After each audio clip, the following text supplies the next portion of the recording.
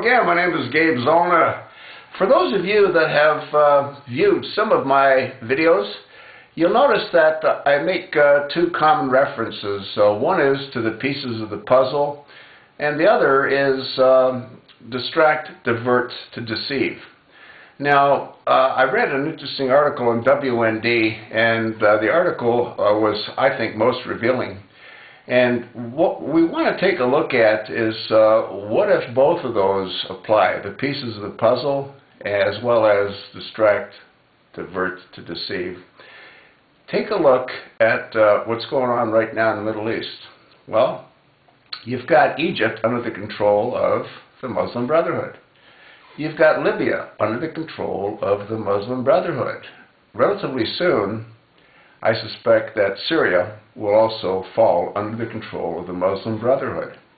Now, what would happen if the entire Middle East fell under the control of the Muslim Brotherhood? Take into consideration that this administration has stopped the Keystone Pipeline from moving forward. They've also dramatically reduced oil exploration throughout the United States.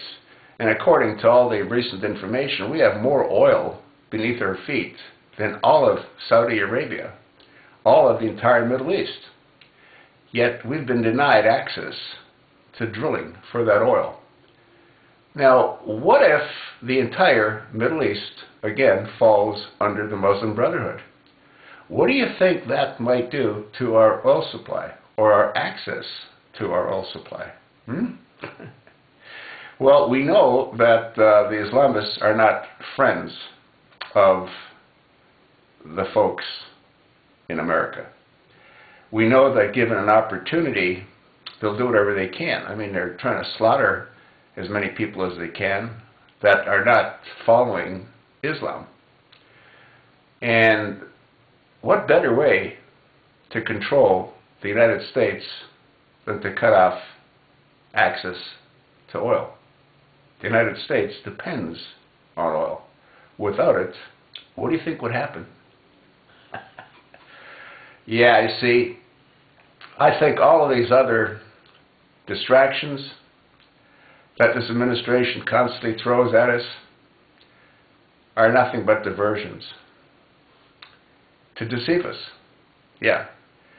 They bring one crisis up after another, and the more recent crisis is more horrific than the previous crisis. Yeah, I believe that they were very upset when Fast and Furious sort of fell apart. They had to devise a new scheme, and I think they did. And that's Sandy Hook. Whether or not those children were slaughtered, I have no idea.